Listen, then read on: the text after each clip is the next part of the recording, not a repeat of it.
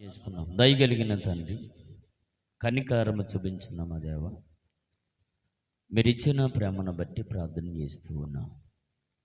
రోజు ఉదయకాలం మీరిచ్చిన గొప్ప భాగ్యం, నీ సన్నిధిలో మాకు గడపడానికి అవకాశం ఇచ్చారు.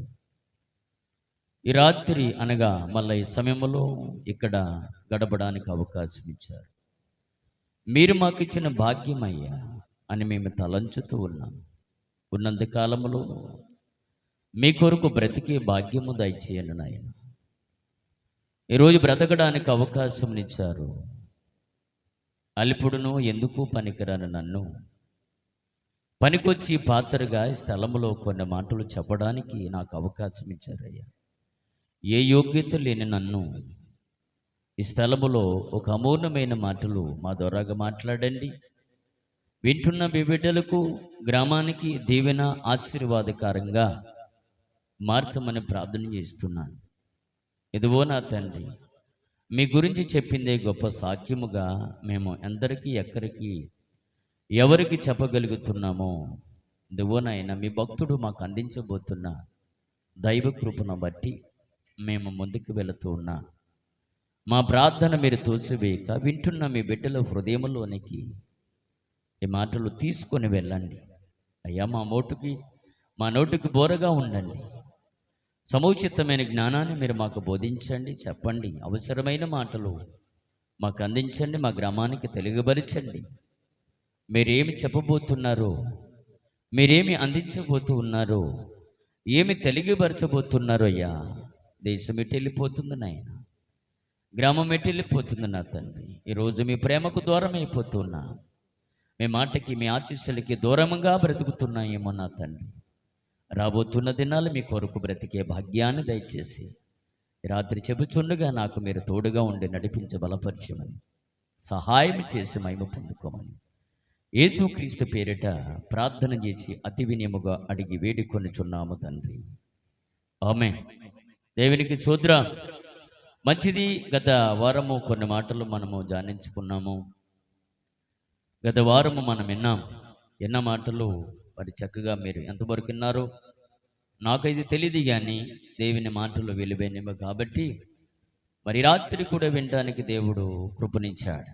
భక్తుడున్నాడు యోహాను గారు, ఆయన ఒక విలువైన మాటలు మనకి రాత్రి తెలియపరచబోతూ ఉన్నాడు. ఏమిటి విలువైన మాటలు అంటే, యేసు ప్రభు వారి గురించి ఆయన సాక్ష్యం ఇస్తూ ఉన్నాడు. దేవునికి స్తోత్రం. యేసును గురించి సాక్ష్యమే గొప్పది అని బైబిల్ మనకు సాక్ష్యం ఇస్తూ ఉంది. యేసును గురించి సాక్ష్యం అని బైబిల్ అది చెప్తుంది.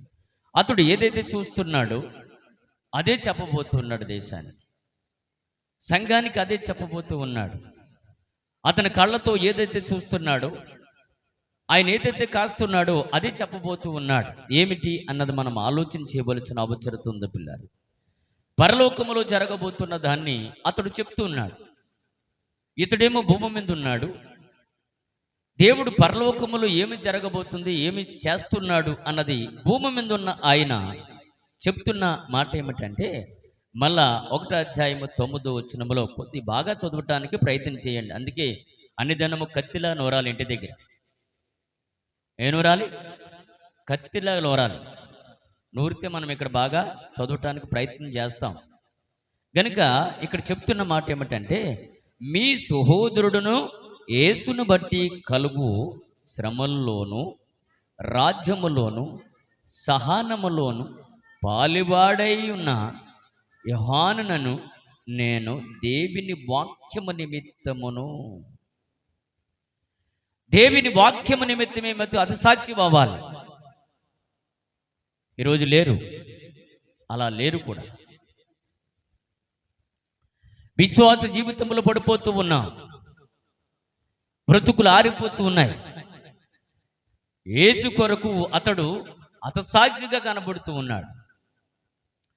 పద్మాసు దీపములో అతడు పరవాసుగా ఉన్నాడని బైబిల్ చెప్తుంది. దేవుని వాక్యము నిమిత్తము అంటున్నాడు. దేవుని వాక్యము నిమిత్తము ఎవరైతే బ్రతుకుతారో, దేవుని కొరకు ఎవరైతే బ్రతుకుతారో, దేవుని కొరకు ఎవరైతే స్థిరముగా జీవిస్తారో, దేవుని కొరకు ఉన్నది ఉన్నట్లుగా ఎవరైతే భూమి మీద బ్రతుకుతారో అన్నిటికీ వారి జీవితం అంత ఏమవుతుందో తెలుసా? హతసాక్షి అయిపోతారని లేఖనాలు చెప్తున్నాయి. ఆయన కొరకు బ్రతికితే ఇదిగో యోహాను గారు మనకు తెలియపరుస్తున్నాడు. ఆయన భూమి మీద బ్రతుకుతున్న కాలంలో పరలోకములో ఏమి జరగబోతుందో చెప్తున్నాడు. ఏం జరుగుతుందో ఇంకా మనం చూస్తే అబద్ధమైన మాటలు రాశాడు పిల్ల. వాక్యము నిమిత్తమును యేసును గురించిన సాక్ష్యము నిమిత్తము. అందుకే మన సాక్ష్యాలు కాపాడుకోవాలి. అప్పుడు పోయాయి మన సాక్ష్యాలు. ఏం పోయాయి? సాక్ష్యాలు పోయండి.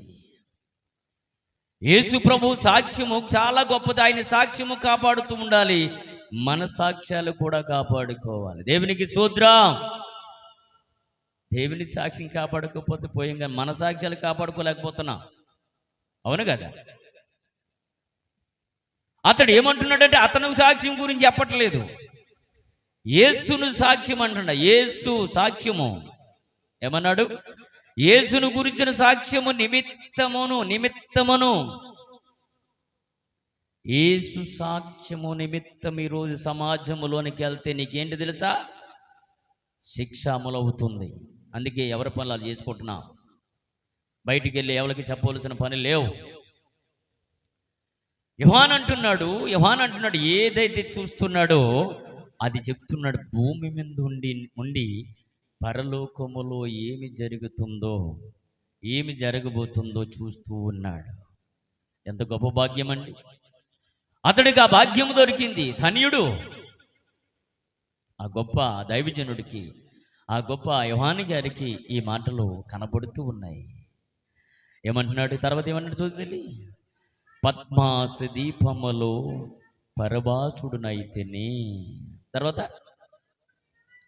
ప్రభు దినమందు ఆత్మ వయసుడునై ఉండగా బూరదొను వంటి గొప్ప స్వరము. దేవునికి స్తోత్రం. బోరధ్వనం వంటి గొప్ప స్వరము నాకు వినబడుతుంది అంటున్నాడు. గొప్ప స్వరము ఎక్కడ?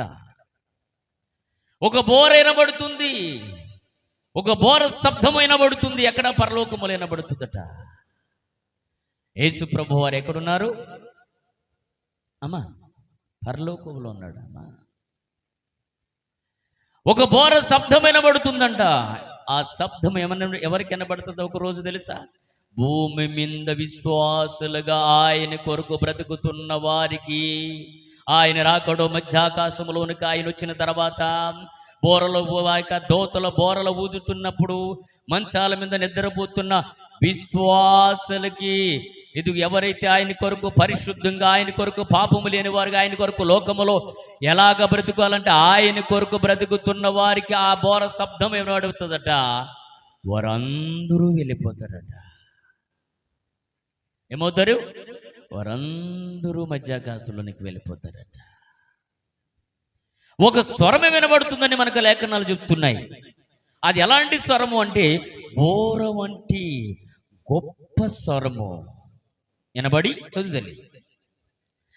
నీవు చూచుచున్నది పుస్తకములు రాయ్. ఎవరు తెలియపరుస్తున్నారు అమ్మా? యోహాను గారికి పరలోకములో జరుగుతున్న దర్శనము కనబడుతుందట.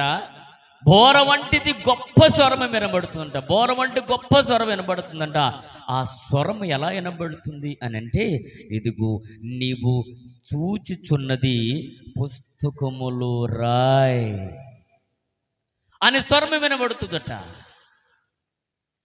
మనుషులు చెప్పింది నమ్మకూడదు పిల్లరా. దేవుడు చెప్తున్న మాట, దేవుడు రాస్తున్న మాటలు.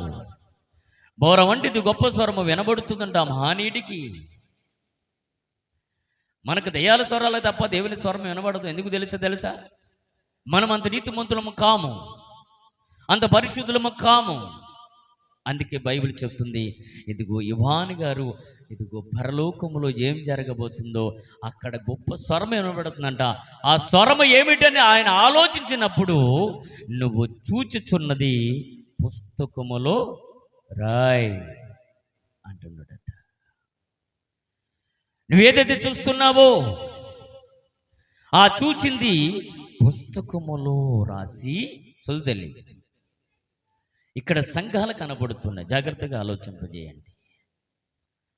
సంఘాలు కనబడుతున్నాయి. ఇక్కడ సంఘాల పేర్లు కూడా రాస్తూ ఉన్నాడు యోహాను గారు.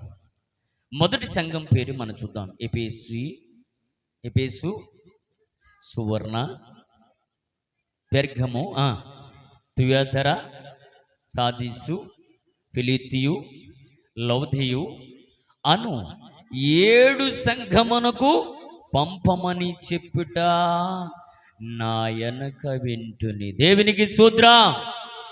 నువ్వు రాసింది 7 సంఘములకు పంపించాలి,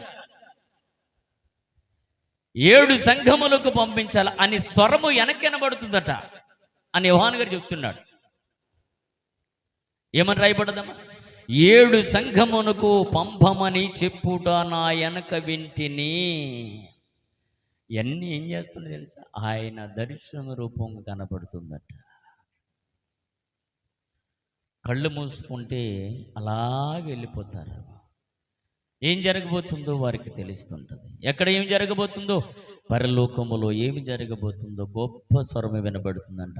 ఆ స్వరం ఏమిటో ఆలోచించినప్పుడు తన వెనక ఇంకొక స్వరం వినబడుతుందంట. ఆ స్వరము ఏమన్నాడమ్మా? నా వెనక వింటిని. చూదమ్మా 12వ వచనం. ఇది వినగా నాతో మాట్లాడుచున్న స్వరము ఏమిటో అని చూడగా తిరిగి తిని. ఏమిటి ఆ స్వరము? ఆ స్వరం ఏమిటో నేను వెనక్కి తిరిగి చూశాను. ఆ స్వరము ఏమిటో వెనక్కి తిరిగి చూసినప్పుడు తిరగగా 7 సువర్ణ దీపస్తంభాలు, ఆ దీపస్తంభాల మధ్యన మనిషి కుమారుడు. దేవునికి స్తోత్రం. ఎవరంట? మనిషి కుమారుడు పోలున ఒక ఆయన కనపడుతున్నాడట. ఎవరికి? యోహాను గారికి. ఆయనకు ఒక ఆయన కనపడుతున్నాడంట పిల్లారా. ఈ స్తంభాల మధ్యన ఒక ఆయన కనపడుతున్నాడంట. ఆ దీప స్తంభాల మధ్యన మనిషి కుమారుడు పోలిన ఒక ఆయన కనపడుతున్నాడంట. ఆయనకి మనిషి కుమారుడు పోలిన ఒక ఆయన కనపడుతున్నాడంట. నిజముగా పిల్లలు, రోజు భూమి మీద మనము బంగారం కొరకు ఆశపడుతూ ఉన్నాం. కానీ భూమి మీద కాదు, ఎక్కడుంది అంటే పరలోకములో బంగారం ఉంది. దేవునికి స్తోత్రం. ఉందని మీలా చెప్పగలుగుతున్నారంటే ఇది లేఖనాల్లో మనకు కనబడుతుంది. యేసు ప్రభువు వారు ఏం ధరించుకున్నాడో కనబడుతుందో మనకు. ఆయన కనబడుతుంది. ఆయన కనబడినప్పుడు ఎక్కడంటే పిల్లరా, ఇదిగో ఆ స్తంభాల మధ్యన మనిషి కుమారుడు పోలిన వాడు కనబడుతున్నాడు. ఎవరికి అంటే యోహాను గారికి. ఆయన స్వరము పిల్లరా మామూలు స్వరం అయితే కాదు అని బైబిల్ చెప్తూ ఉంది. మనిషి కుమారుడు పోలిన ఆయన కనబడుతున్నాడంట. ఆయన గురించి సాక్ష్యం ఇస్తూ ఉన్నాడండి. ఆయన గురించి సాక్ష్యం ఇస్తున్నాడు. ఏమని ఇస్తున్నాడో చదువుతలే ఇంకా.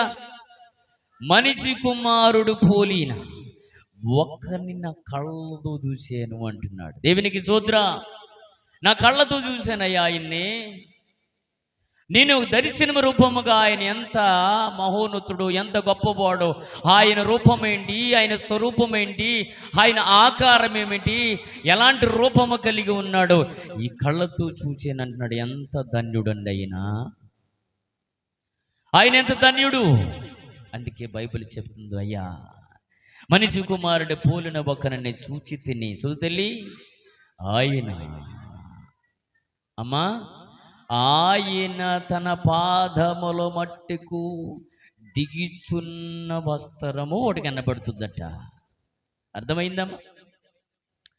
ఆయన పైనుంచి ఒక వస్త్రం వేసుకున్నాడంట. ఎక్కడ వరకు వచ్చింది ఆ వస్త్రం అంటే? ఎక్కడ వరకు వచ్చిందమ్మా? పాదముల మట్టుకు దిగిచున్న వస్త్రములు ధరించుకొని ఉన్నాడు. దేవునికి స్తోత్రం. ఆయన వస్త్రం వేసుకున్నాడంట పిల్లరా. వేసుకుంటే పాదాల మట్టికు కనబడుతుందంట. ఇంకా అంటున్నాడు తర్వాత రమ్మునకు. ఆహా, దేవునికి స్తోత్రం. ఎక్కడంట ఏమి కట్టుకున్నాడంట పిల్లరా? బంగారం. చూడండి ఎంత గొప్ప ధన్యత. ఇతడు చూస్తున్నాడు, పరవాసుడై ఉండి, పద్మాస దీపములో పరవాసుడై ఉండి, ఇదిగో ఆయనని చూస్తున్న ధన్యత, ఆయన చూస్తున్న మహిమ, ఆయన చూస్తున్న మహాకృప యోహాను గారు పొందుకుంటున్నాడు. ఇదిగో ఎటువంటి నేత్రాలు కలిగిన వాడు, అతని రూపం ఏమిటి, అతడు ఎంత అందగాడు, ఎంత సౌందర్యము కలిగిన వాడు బైబిల్లో మనకు కనపడుతుంది పిల్లరా. ఏం కట్టుకున్నాడంట? రోమునకు బంగారము కట్టుకొని ఉన్నాడట. చూద్దాం ఇంకా ఆయన తల ఎంట్రుకలు తెల్లగా ఉన్నాయట. ఎలా ఉన్నాయమ్మా? ఆయన తల ఎంట్రుకలు తెల్లగా ఉన్నాయట. ఇక్కడ యోహాను గారు సాక్ష్యం ఇస్తూ ఉన్నాడు. ఇతడు ఎంత గొప్పవాడుగురో చెప్తున్నాడు పిల్లరా. ఇతడు ఎంత గొప్పవాడో, ఎంత సౌందర్యము కలిగిన వాడో, అతడు ఏమి ధరించుకున్నాడో, ఎటువంటి భావాలు కలిగి ఉన్నాడో ఇతడు చెప్తున్నాడు. ఇతడు ఎలాగ చెప్తూ ఉంటే ఇంకొక భక్తుడు ఎలా మాట్లాడుతున్నాడు, ఎంత గొప్పవాడి గురించి మరొక ఆయన మాట్లాడుతున్నాడు. ఒకసారి ఆయన దగ్గరికి కూడా వెళ్ళొద్దాం, చూద్దాం ఒకసారి. అది కూడా చూడండి పిల్లరా, చూద్దామండి ఒకసారి. ఇదిగో అపోస్తుడైన పౌలు గారు తిమోతికి రాస్తూ తన ప్రియమైన కుమారుడికి రాస్తున్నాడు ఒక లేఖన, వాక్యం రాస్తూ అంటున్నాడు. ఒకటో తిమోతి పత్రిక, తిమోతి రచన పత్రిక 6వ అధ్యాయం ఒకసారి చదువు సాయించండి అమ్మా. 6వ అధ్యాయము 16వ వచనం, చక్కటి విలువైన మాటలు. అతడు ఏం చెప్తున్నాడో మనం విందాం. ఇతడైతే ఇక్కడ వరకు చాలా అద్భుతంగా చెప్పాడు, ఎవరు? యేసు ప్రభు వారి గురించి. అతడు ఎలా ఉన్నాడో చెప్తున్నాడు. ఇంకా చదివితే అతడు ఎటువంటి నేత్రాలు కలిగి ఉన్నాడో, ఎటువంటి పాదాలు కలిగి ఉన్నాడో, అతని స్వరం ఎలా వినబడుతుందో యోహాను గారు ఇంకా చెప్తున్నాడు. ఎందుకు అది చెప్పిన తర్వాత యేసు ప్రభు వారి గురించి ఇంకొక ఆయన కూడా సాక్ష్యం ఇస్తున్నాడు. పౌలు దగ్గర ఉన్న ఆయన మంచి భక్తి కలిగిన ఒక మంచి యూతుడు, మంచి భక్తుడు. అతని పేరు తిమోతి. తిమోతి రచన పత్రిక 6వ అధ్యాయము 16 చదువు తల్లి. జాగ్రత్తగా చదువుతున్నారు కదా, జాగ్రత్తగా వినండి. సమీపింపరాని తేజస్సులో అతడు ఒక్కడే ఉన్నాడని ఇతడు కూడా సాక్ష్యం ఇస్తున్నాడు.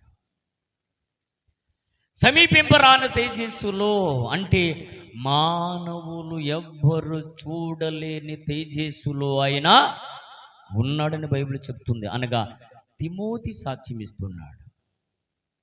ఎవరు సాక్ష్యం ఇస్తున్నారు? ఇంతకుముందు యోహాను గారు సాక్ష్యం ఇస్తాడు. ఇదిగో పద్మాస దీపములో పరలోకములో ఏమి జరగబోతుందో నేను ఖచ్చితంగా నా కళ్ళతో చూశాను, అతని గురించి సాక్ష్యం ఇస్తున్నానని యోహాను గారు అంటున్నారు. అదే సాక్ష్యము ఇదిగో తిమోతి కూడా ఇస్తున్నాడు. తిమోతి అంటున్నాడు, ఇదిగో ఆయనకు ఒక లేఖ రాస్తూ తిమోతి చక్కటి వివరం ఇస్తున్నాడు. ఏమి ఇస్తున్నాడంటే, సమీపింపరాని తేజస్సులో ఆయన ఒక్కడ మాత్రమే సోదలి వసించుచు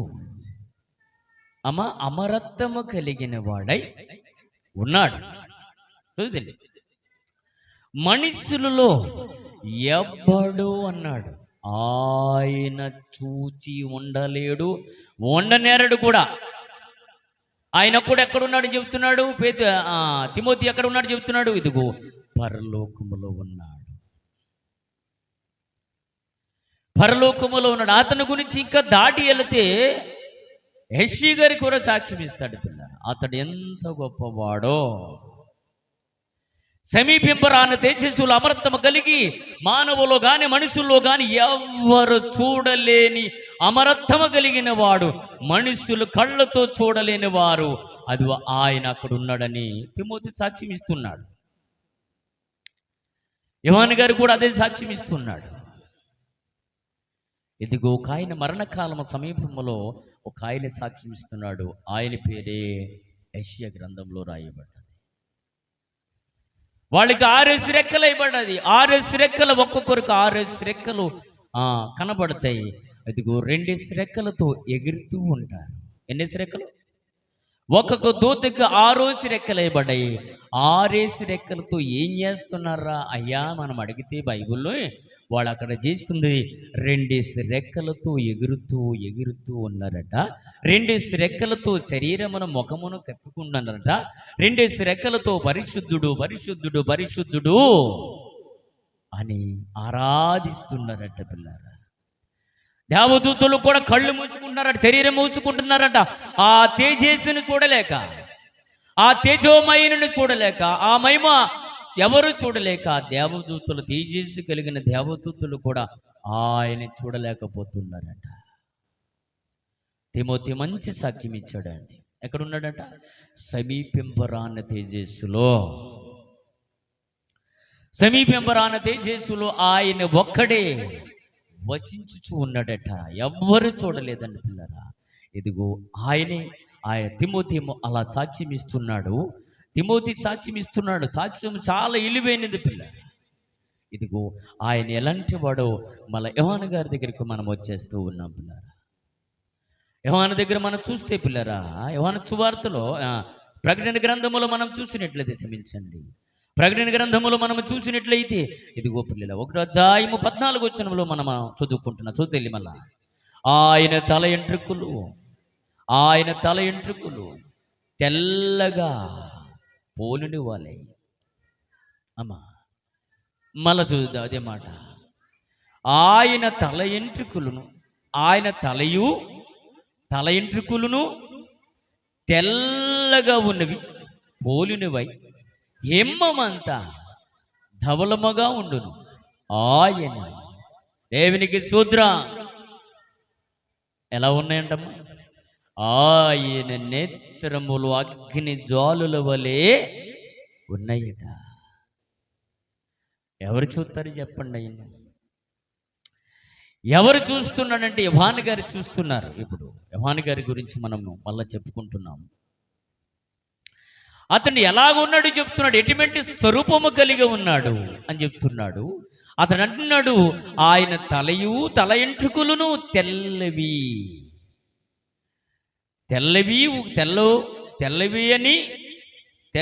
ఉన్నవి అని పోలినవి, ఎమ్మమంతా ధవలముగా ఉన్నవి. ఆయన నేత్రములు అగ్ని జ్వాలల వలె ఉన్నాయట. అగ్ని తెలుసు కదా ఎలా ఉంటాయి మనకి. చిన్నది ఏమైనా మనకి కాలితే మనం తట్టుకోలేము. అది చిన్నది కాలితే మనం తట్టుకోలేము. అందుకే కనపడుతున్న సూర్యుడు కూడా లోబడుతున్నాడు ఆయనకి. కనపడుతున్న అగ్ని జ్వాలగా మండుతున్న ఇదిగో ఎన్నో లక్షల కోట్ల సంవత్సరాలు పుట్టిన ఇదిగో ఆ చంద్రమండలంలో ఉన్న ఆ సూర్యుడు కూడా దేవునికి లోబడుతూ ఉన్నాడు. ఎందుకు తెలుసా? ఆయన అగ్ని కంట ప్రమాదము కలిగిన వాడు అని చెప్తున్నాడు యోహాను గారు. ఆయన నేత్రాలు ఎలాగున్నాయి అంటున్నాడంటే అగ్ని జ్వాలల వలె ఉన్నాయట. అందుకే భక్తుడు అంటాడు, పౌలు గారు అంటాడు, అగ్గితో మనము సహవాసం చేస్తున్నప్పుడు మనము అగ్గిలాగే ఉండాలని బైబిల్ చెప్తుందండి. రోజు మనం విన్న మాటలు దేవుని కొరకు మనం బ్రతుకుతున్నామా, బ్రతకట్లేదా? ఈరోజు ఎవరు ఎంత చెప్పినా వినరండి. నువ్వెంత తల కొట్టుకు వేడు, ఒక రోజు రాబోతుంది, మనం ఏడిసి దినము రాబోతుందని బైబిల్ చెప్తుంది. అయినా మనుషులకు భయం లేదండి. ఇంకా ఉన్న విశ్వాసం కూడా పోతుంది. ఏం పోతుంది? ఉన్న విశ్వాసము కూడా పోద్దని బైబిల్ ముందుగా హెచ్చరించింది. భయపెట్టి దినం ఒక రోజు ఉందని ప్రభు చెప్తున్నాడు. ఏ దినమరా బాబు అని బైబిల్లో అడిగితే బైబిల్ ఇచ్చిన ఒకటే సమాధానం. ఆయన మధ్యాచకమతులు వచ్చిన మధ్యాకాశములోనికి ఆయన వచ్చిన తర్వాత, పరిశుద్ధులందరూ ఎత్తబడిన తర్వాత భూమి మీదకి ఏమి రాబోతుందో బైబిల్ చెప్తుంది. ఆయన ఎవరు చూడలేమండి, ఎవరు మనం చూడలేము. మనం ఎందుకు వచ్చామో తెలుసాము ఇక్కడికి? ఒకరోజు మనం ఆయన రాజ్యానికి వెళ్ళాలి. ఖచ్చితంగా వెళ్తాం మనం. ఖచ్చితంగా ఎవరైతే వెళ్తారో పిల్లలు, ఎవరైతే ఆయన ఎందుకు భయభక్తులు కలిగి బ్రతుకుతారో, ఎవరైతే పాపము లేని వారుగా ఆయన కొరకు బ్రతుకుతారో ఖచ్చితంగా ఆయన రాజ్యానికి వెళ్తారని వాళ్ళంతరత్వం వారు చెప్తుంది. పాపములో ఉన్నవారు ఎవరు వెళ్ళరండి. ఏమి పట్టుకుని పోము. తల్లి గర్భములో నుంచి ఎలా వచ్చామో అలా పోవలసిన అవసరం ఉంది. ఏమి పట్టుకొని పోవము, ఉన్నంత కాలము మంచి పేరు మేలని చెప్పాడు. అదే మంచి పేరు భూమిని సంపాదించాడు. భూమి మీద నుండి పరలోకములో ఏమి జరగబోతుందో ఇతడు రాస్తూ ఉన్నాడండి, రాస్తూ ఉన్నాడు. అందుకే అతడు ఎంత గొప్పవాడు చెప్తున్నాడు. ఆయన నేత్రాలు ఎలాంటివో చెప్తున్నాడు. ఆయన నేత్రములు అగ్ని జ్వాల వలె ఉన్నాయి అంటున్నాడు. ఇంకా ఏం చెప్తున్నాడమ్మా చదువుతల్లి? ఆయన పాదములు, ఆయన పాదాలు ఎలా ఉన్నాయంట? కొరువులు. కొరువు అనగా నిప్పి. ఆయన పాదాలు ఎలా ఉంటాయి? ఆయన నేత్రాలు ఏమో ఎలా ఉన్నాయని చెప్పాడు? అగ్ని జ్వాలల వలె ఉన్నాడు. పనులేకనేది దాటి వద్దాం.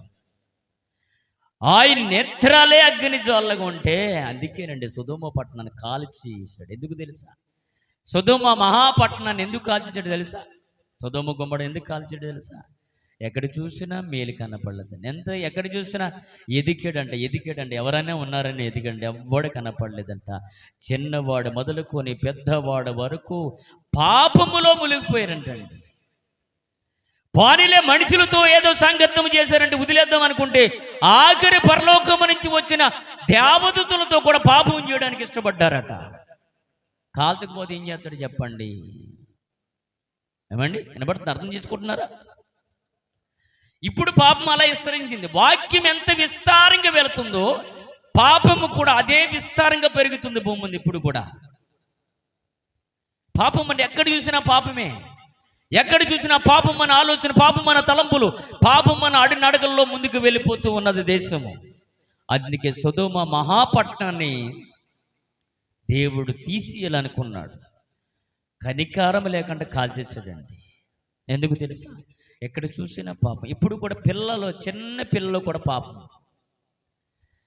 తోడు చేసుకుంది. పాపం వెళ్ళిపోయింది. నేను అంటున్న మాట కాదు, దేవుడు అంటున్న మాట. సొదొమ పట్టణం ఎలా అగ్ని చేత కాల్చివేశాడు, రాబోతున్న యేసుక్రీస్తు రాకడా అలాగే జరుగుతుందని చెప్తున్నాడు. సేమ్ అదే చెబుతున్నాడు. సొదొమ పట్టణం ఎలా తగలబడిపోయిందో యేసుక్రీస్తు రాకడా అలాగే జరుగునని బైబిల్లో రాయబడ్డది. అదే నేను అంటున్నాను. నిజముగా అలా జరిగిద్ది ప్రభువా అని అంటే ఖచ్చితంగా అదే భూమికి సంభవించబోతుంది. నిజమండి, బైబిల్ చెప్తుంది. నిజమది. అది ఏ కాలంలో జరుగుతుందో మనం చెప్పలేము, కానీ ఖచ్చితంగా అదే జరగబోతుంది. సొదొమ పట్టణానికి లెక్కలేసుకుంటే పోని సొదొమ పట్టణాన్ని దాటి వెళితే ఆది కాండములో 6వ అధ్యాయంలోనికి మనం అక్కడికి వెళితే అక్కడ కూడా పాపం విస్తారంగా పెరిగింది. ఆ దేశాన్ని ఆ కాలానికి ఆయన తీసివేశాడు. ఆ కాలాన్ని దాటి వస్తే సొదొమ మహాపట్టణము భయంకరంగా తయారయ్యింది. నేను వాక్యం చదువుతున్నప్పుడు కనబడుతుంది, నిజమేనా ప్రభువా? నిజమే. ఎక్కడ చూసినా పాపమే. చిన్న పిల్లల పాపం అండి. ఈరోజు పాపం పెరిగిపోతుంది. మనం అనుకుంటాం వాక్యము దేశమంతా వెలజల్లుతుందో మనం అనుకుంటున్నాం. వాక్యముతో పాటు పాపము కూడా ప్రతి ఒక్కరిలో వెలజల్లిపోయింది.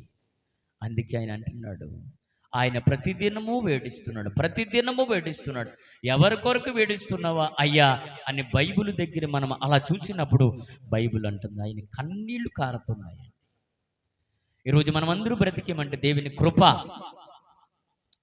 ఈరోజు మన బ్రతికి బట్టి గట్టిగలిగామంటే దేవుని కృప అండి, దేవుని కృప. అందుకే ఆయన నేత్రాలే అగ్ని జ్వాలన్నాయి. ఆయన నేత్రాలే అగ్ని జ్వాలంట.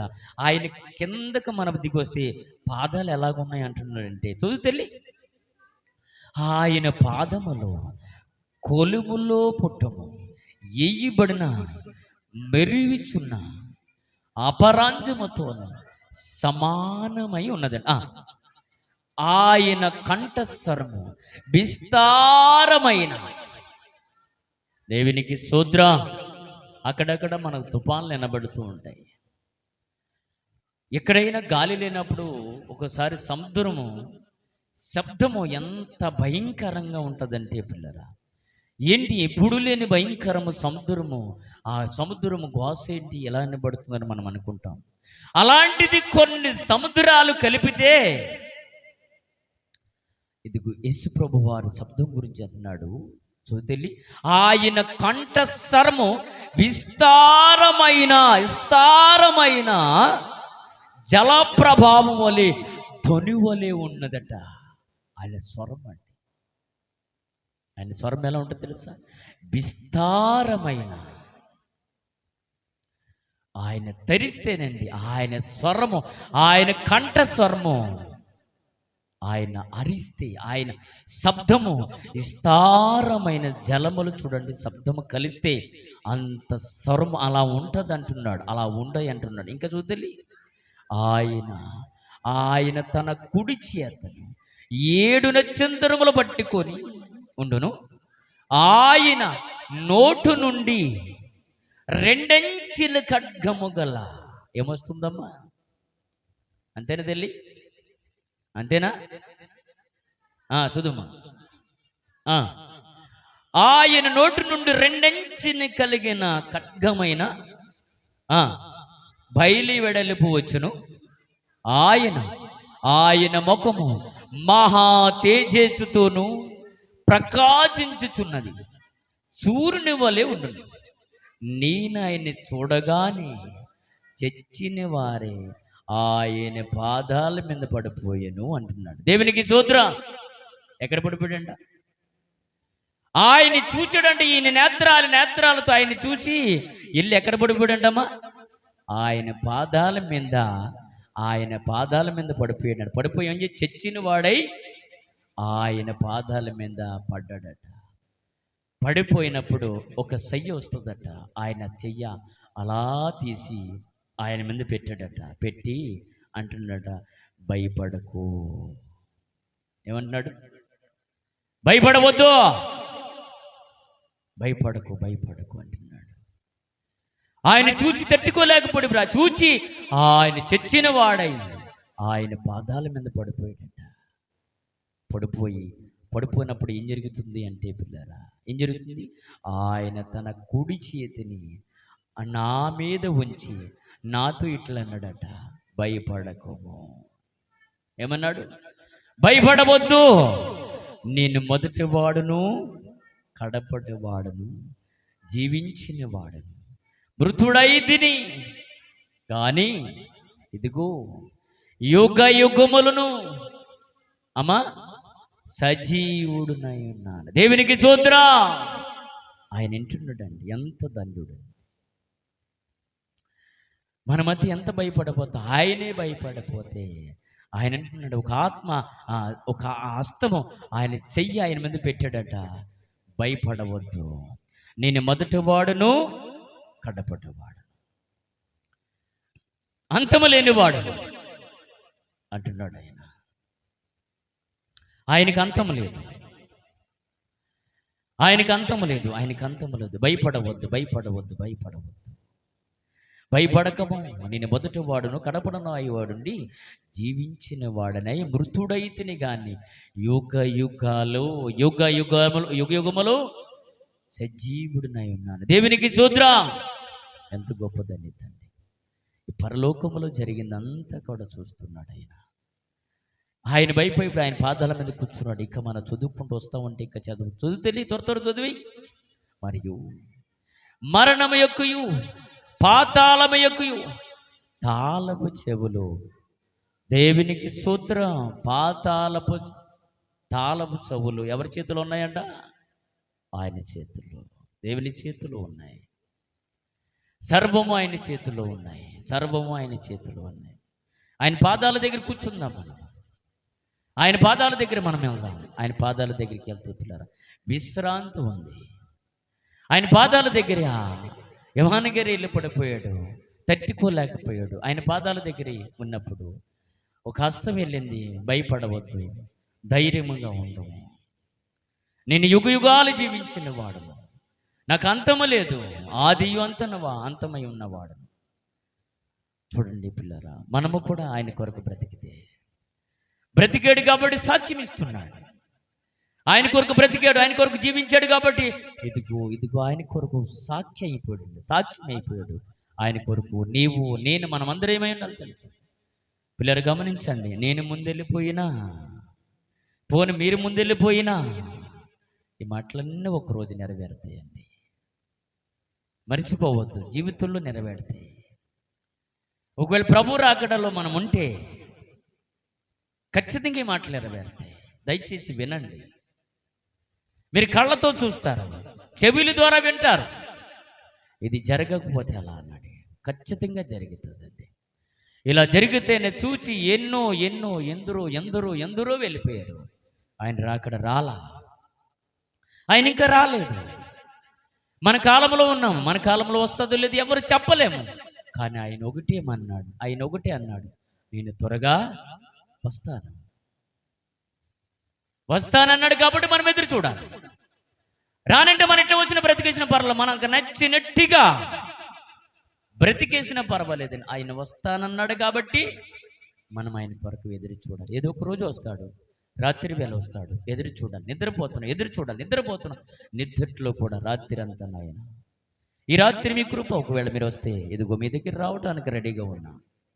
నేను, నా బిడ్డలు, నా కుటుంబం అంతా కూడా నీ దగ్గర రావడానికి కళ్ళు వనగలిగితే, లేదా భయంకరమైన శ్రమలు ఎదుర్కోవలసిన అవసరం ఉంది. గుర్తుపెట్టుకో. ఒకవేళ ఎట్టకారం తీసుకుంటే, ఒకవేళ వేలంగా తీసుకుంటే మనం ఏం చేయలేము. ఈ మాటలు నెరవేరుస్తాయి. ఒకవేళ భూమి మీద నుంచి సంఘం ఎత్తబడితే ఈ భూమిని భయంకరమైన శ్రమలు ఢీకుంటున్నాయి. ఈ భూమి మీదకు భయంకరమైన శ్రమలు, నువ్వు తట్టుకోలేని శ్రమలు భూమి మీదకు వస్తాయని బైబిల్ గ్రంథం చలవిస్తుంది పిల్లరా.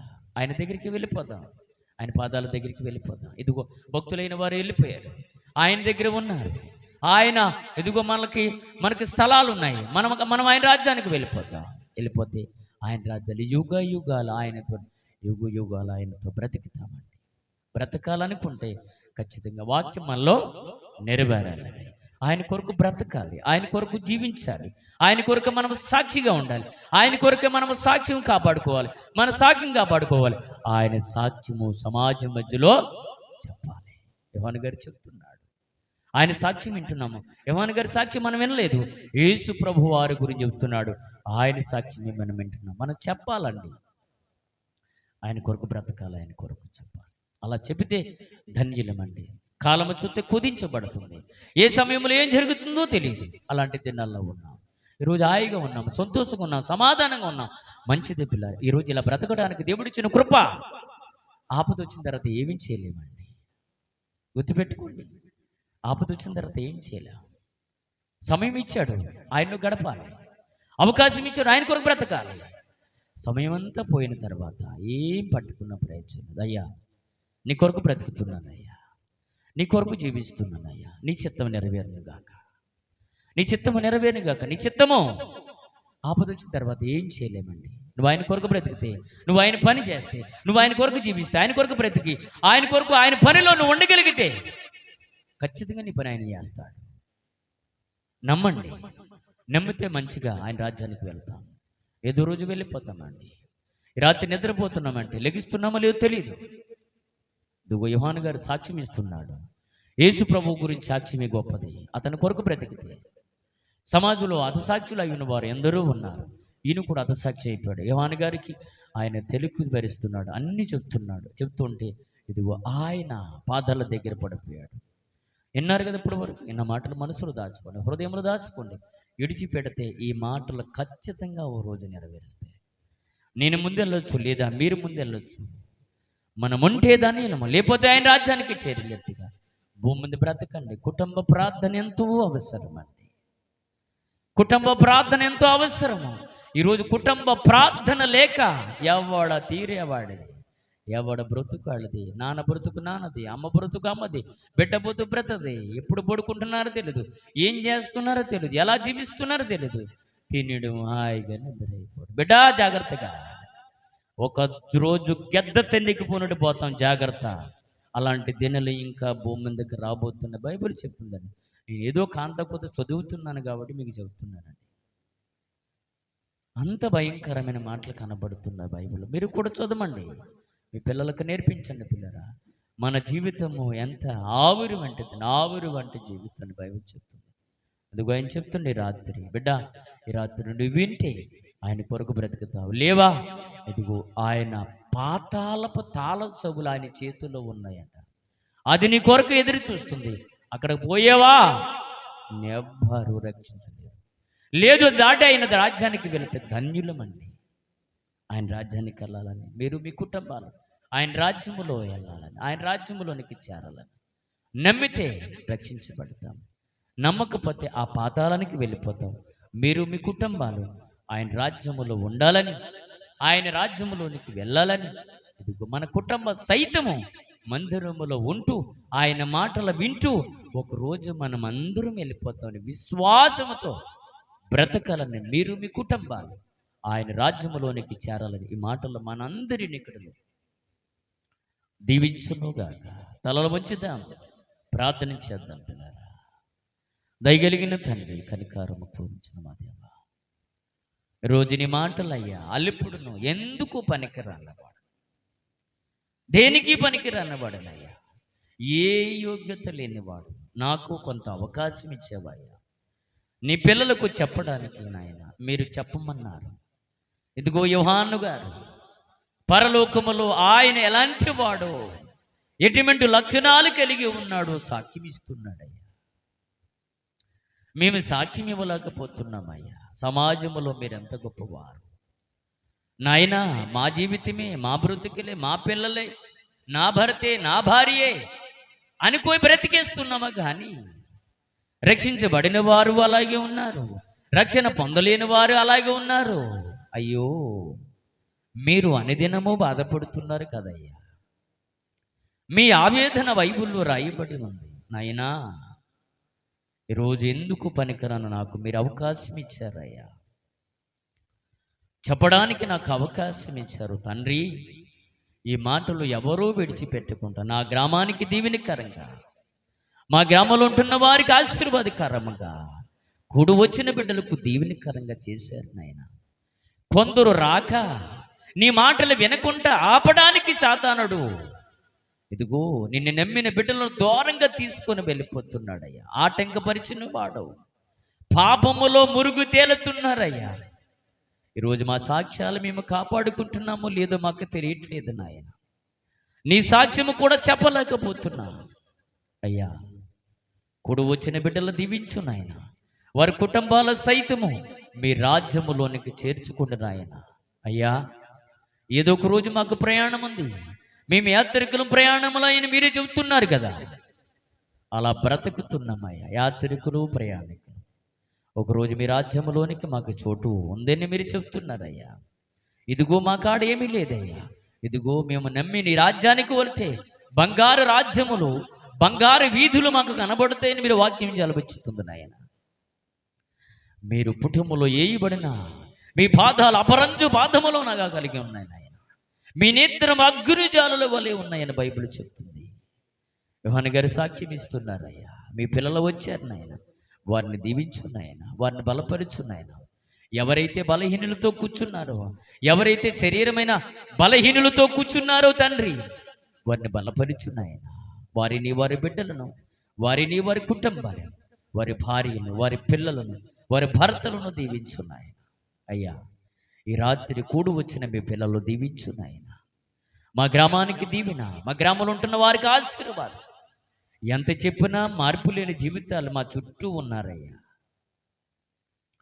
ఖచ్చితంగా ఎక్కడికి పోవలసిన వారు అది మీకు తెలుసు నాయన. కానీ ఆదివారము, శుక్రవారము, ప్రతి వారములో నీ సువార్త మా గ్రామానికి అందించబడుతుంది. మా గ్రామంలో ఉంటున్న బిడ్డలందరూ కూడా అందించబడుతుంది అయ్యా. ఒకరోజు రాబోతుంది, ఒరే ఆదివారం వినబడ్డది కదరా సువార్త, ఇదిగోరే శుక్రవారం కూడా వినబడ్డది కదరా, నువ్వు వినకపోయావు. సేవకుడు కొట్టుకున్నాడు, సేవకుడు మీ మధ్యలో వాక్యం బోధించాడు, మీరు వినలేదు, మీరు పెడచోవి పెట్టారు అని వార్త ఒకరోజు మాకు వినబడుతుందేమో నాయన. అయినా మా బిడ్డలు క్షమించు నాయన, బిడ్డలు దీవించు నాయన. మేము మా బిడ్డలు మీ రాజ్యానికి రావాలని ఒక ప్రయాసతో మేమైతే ఎదురు చూస్తున్నాం. తోసివేయక నీరు కట్టి పల్లెంపు దయచేసి ఈ రాత్రి మీ బిడ్డలు ఆత్మీయ ఆహారం బోధించారు నాయన, వాక్యమైన ఆహారం తిన్నారు, శరీరాహారం తీసుకొని చుండగా ఆరోగ్యం ఇవ్వండి.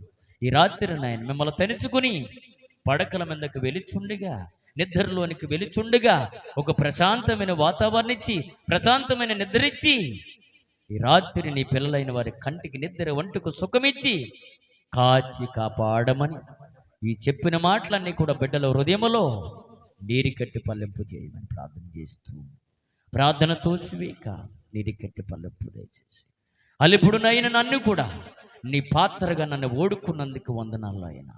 ఎందుకు పనికరనాన్ని పనికొచ్చే పాత్రగా కొన్ని మాటలు మీ బిడ్డలకు చెప్పడానికి నాకు అవకాశం ఇచ్చారు, నిలవడానికి శక్తి ఇచ్చారు, బలమునిచ్చారు. మీ దైక నా మీద కుమ్మరించి ఆయుస్సును పొడిగించమని మీ కొరకు బ్రతికే భాగ్యాన్ని మా అందరికీ దయచేసి, నాకు కూడా దయచేసి ఈ రాత్రి మీరే దీవెనతో నింపమని, బలపరిచమని, సహాయం చేసి మహిమ పొందుకోమని త్వరగా రానయంటున్న యేసయ్య నామములో ప్రార్థించి అడిగి వేడుకొనుచున్నాము తండ్రి. ఆమేన్. తండ్రి, కుమార పరిశుద్ధాత్మయు అన్యోన్య సవాసమును కూడి వచ్చిన మీ పిల్లలకును, సాతాను ఆటంకపరిచిన మీ పిల్లలకును, నా గ్రామానికును, నా దేశానికి, సంఘానికును ఈ రాత్రి మాకును సదాకాలము తోడయుండి నడిపించబడునుగాక. ఆమేన్, ఆమేన్, ఆమేన్. అమ్మ అందరికీ వందనాలు. సెలవు. దేవుడు మళ్ళీ దీవించునుగాక.